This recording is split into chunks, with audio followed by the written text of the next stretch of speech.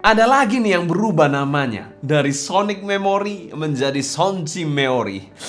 Boom. Ada-ada aja memang brand-brand Chi-Fi ini. Tapi yang paling penting suaranya seperti apa kan dibandingkan brandnya. Biar gak panjang lebar, bumper dulu.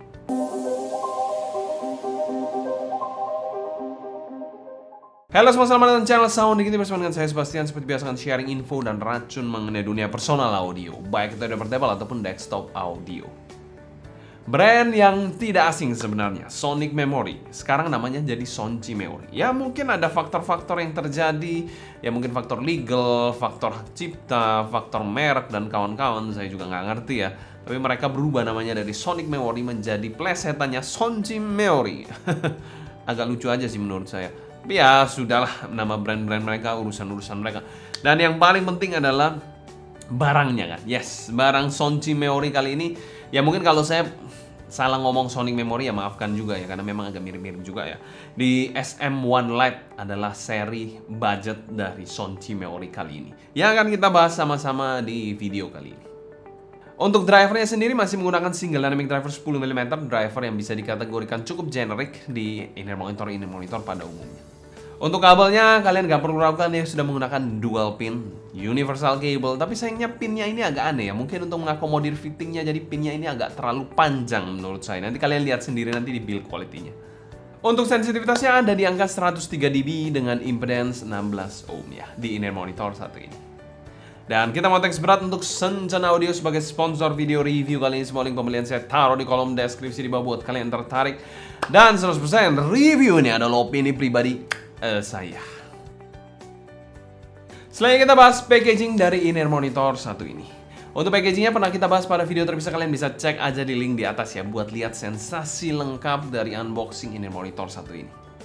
Untuk packagingnya menurut saya oke lah untuk sebuah inner monitor budget, dimana yang paling mantap adalah perintilan-perintilannya banyak banget di inner monitor satu ini.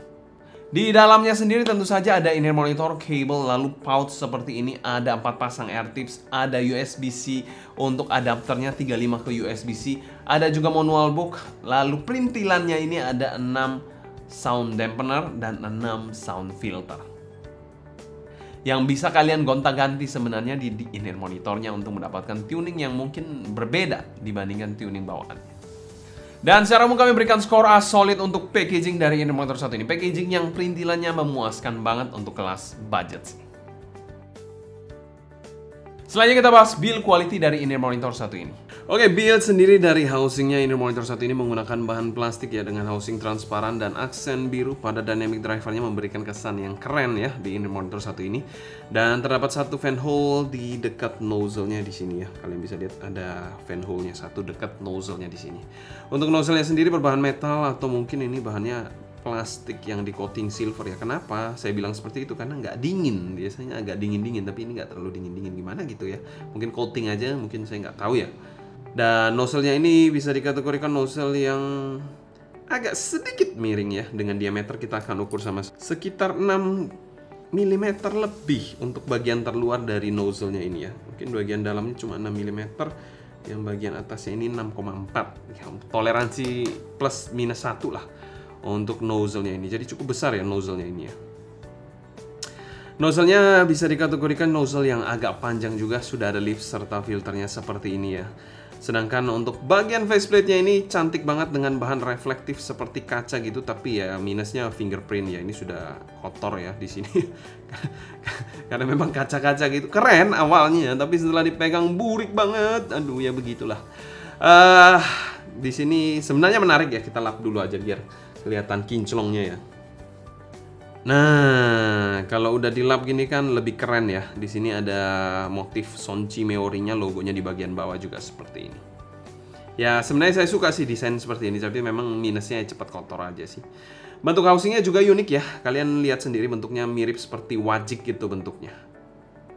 Untuk kabelnya sendiri adalah kabel tool pin detachable ya, dengan pin yang panjang banget di sini ya. Biasanya segini aja untuk ya mungkin sampai sini aja ya untuk tupin itu biasanya. Ini bisa lebih panjang dari tupin kebanyakan. Pinnya berbahan metal di sini atau mungkin plastik juga dengan coating silver ya, di sini nggak terkesan terlalu dingin juga soalnya. Dan sudah ada air hook yang pre-foam seperti ini ya. Kabelnya sendiri di sleeving transparan dengan warna silver seperti ini untuk bagian dalamnya, kalian bisa lihat sendiri.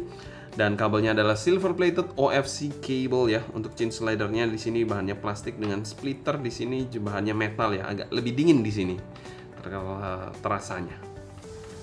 Untuk bagian bawahnya di sini kabelnya adalah two braid twisted cable di sini ya, dan bisa dikategorikan cukup lentur dan tidak terlalu tebal-tebal banget untuk kabelnya.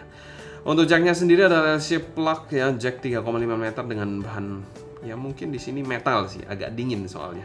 3,5 mm L shape di sini ya. 3 pole tanpa ada mix sama sekali. Untuk build quality kami berikan skor base solid untuk inner monitor satu ini. Bicara soal build quality masih menggunakan bahan plastik yang menurut saya agak sedikit kurang aja ya, walaupun budget tetepan ya. Tapi desainnya oke banget, saya suka banget untuk desain seperti ini, ada mirror finish look ya, mirror like gitu untuk faceplate-nya keren banget dengan warna di bagian dalam drivernya warnanya biru, jadi oke banget menurut saya. Di situ juga ada menambah unsur estetik jadi nggak polosan aja ya. Bicara soal kabelnya agak ya B aja lah, decent lah untuk kelas budget. Untuk fittingnya dari inner monitor satu ini mungkin kalian sudah bisa kelihatan ya, housingnya ini ya bisa dikategorikan housing yang sedang mengarah ke kecil ya, dan cukup ergonomis lah untuk housingnya, tidak ada sudut-sudut tajam ataupun fin yang aneh-aneh ya. Lalu bicara soal bobot ringan aja ya, untuk pemakaiannya juga nggak ada masalah sama sekali ya. Over ear regular to shallow fit dikit seperti ini. Dan disclaimer di sini kita menggunakan air tips bawaannya dengan size M-nya ya. Bentuknya agak unik aja untuk air tips yang gini ya. Jadi agak membulat gitu untuk air tipsnya. Untuk kekedapan dan gripnya di inner monitor satu ini ya so-so aja sih, tapi nggak sampai yang bocor-bocor banget gitu nggak ya, tapi ya so-so aja, cukup oke lah, nggak sampai yang bocor suaranya. Tapi untuk pemakaian di telinga saya sendiri nggak ada masalah yang gimana-gimana, everything's pretty good, tidak ada terkesan terlalu panas, terlalu mengganggu, terlalu neken telinga saya sehingga membuat gak nyaman, nggak ada sih, karena housingnya memang sedang kekecil aja. Dan sekarang kami berikan skor B solid untuk fitting dari inner monitor satu ini. Fitting yang bisa dikategorikan ya oke lah, harusnya nggak ada masalah sama sekali. Cuma minusnya mungkin di kekedapan dan gripnya not the best in the class. Ya mungkin bisa saya katakan gitu. Tapi nggak sampai yang bocor, sampai yang ganggu banget, nggak bisa kalian dengerin kanannya oke, kirinya bocor gitu, nggak sih. Aman-aman sih.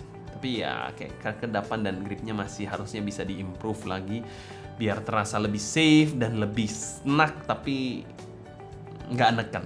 Ya memang kecil sih. Ya itulah mungkinlah gampangnya. Untuk suaranya dari inner monitor satu ini bisa dikategorikan V-shape yang sedikit darker, di mana boostingnya ini lebih ke bagian bass dan juga upper mid range ya.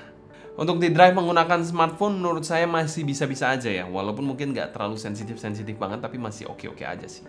Dan suara yang saya suka adalah neutral, warm sounding inner monitor. Dan di sini kita review menggunakan jack 3.5-nya ya. Jadi bukan menggunakan USB-C-nya, jadi kita menggunakan default 3,5-nya langsung ke source. Untuk bagian bassnya sendiri lebih ke arah bass yang tebal ya. Untuk teksturnya sendiri terasa dynamic drivernya yang mental-mentul tapi rada kurang refine aja menurut saya. Bassnya cukup impactful walaupun sempit dengan punch yang so-so aja. Untuk ekstensinya juga masih oke, dapat rumble-nya di bagian sub bass. Secara kuantitas bass yang cukup tebal and a little bit mendem menurut saya. Kalau kualitasnya sendiri kurang clarity, kurang bersih, serta detail bassnya juga kurang, dimana speednya juga agak lambat di bass ini monitor saat ini. Bass yang menurut saya pribadi ya secara personal agak mendem aja sih.